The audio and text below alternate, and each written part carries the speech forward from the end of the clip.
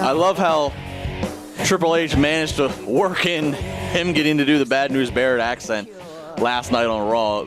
Great segue and great overall pace to Raw there, I gotta say, from Cleveland. I was there in the queue. Enjoyable as always. Thanks to the wonderful people and peoples, you know who you are with WWE, who helped take care of that. Much appreciated. And I'll tell you what I enjoyed the most about that Raw was, you know, I haven't got to see Roman Reigns too many times in person as a babyface. I saw him at the Royal Rumble, and the fans really got behind him there, and that was right when this babyface stuff really started to turn. And people were behind him, and mostly they're behind him because they hated Batista, and they were mad that Dan O'Brien wasn't in the match. Then I saw Reigns at WrestleMania. You know, there wasn't a whole lot to really show off there at WrestleMania with his role that you know, in a brief time he was out there for his match. Last night, I really felt it. Roman Reigns, there was some moments there. That crowd exploding. When he hit Rusev in the Battle Royal, and when he goes and wins that Battle Royal, there was that feeling. And I've been around a lot of wrestling, and I've been around a lot of wrestling at a lot of levels my entire life. I've been, you know, I've been to small events, big events, a lot of companies. I've been in WrestleMania 17. I've been a lot of places for a lot of cool moments. The feeling I got with Roman Reigns last night, it definitely forecasted and reassured me all that we keep being able to sense and hint at with WWE's treatment and feelings and booking with Reigns. He is on his way to being a big star. Now, you can make the worries and cases that WWE and their stellar creative and then all the behind the scenes going on there, which we'll discuss this hour.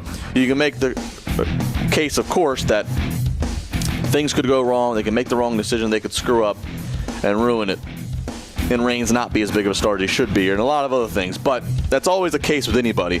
But I truly just had there was such affirmation last night that Roman Reigns is the guy.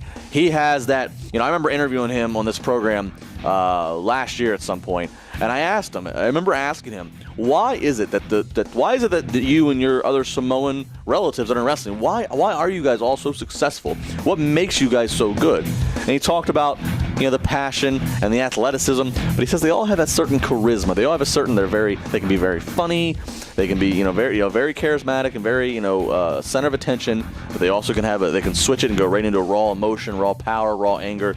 And we've seen the raw emotion, the raw power, raw anger many times in the first year and a half of the Shield, but we're now really seeing that charisma. We're now seeing little dynamics, even if that dynamic is putting a laxative or whatever the hell he's supposed to put in that coffee or drink of Stephanie's. We're seeing the charisma. We're seeing different facial expressions. We're seeing a smile. There was that moment when he and Rusev were in that ring. And I'll tell you what, all the Rusev haters, zip in your mouth today. Every week, the presentation's getting better and better with Rusev and, of course, my girl Lana. When they had Rusev and Roman Reigns, the crowd was into it. They said, this is what we want to see. And I tweeted, I said, this is going to be a money match down the line. It's intriguing right now because it's just a battle royal to strictly get into a title match, to be one of 7 in a title match.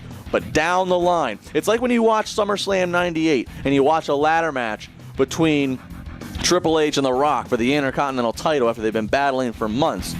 And you know when you watch it then that this is going to be something even bigger later on. It's like when you watch Shawn and Brett a few years earlier and you know something's going to be big with this. It's like when you watched Austin and Rock for IC title. You knew something was going to be bigger. We've seen it all the way through. Mark my words, Reigns and Rusev last night, for that minute or however long it was, that was this moment. That was that moment that in 4 or 5 years we'll look back and we'll go, wow, that was that first time they crossed paths on the WWE main roster. You felt it then, and we're going to feel it at an even bigger, more marketable, more profitable stage. 412-320-7925, sports talk at TribWeb.com.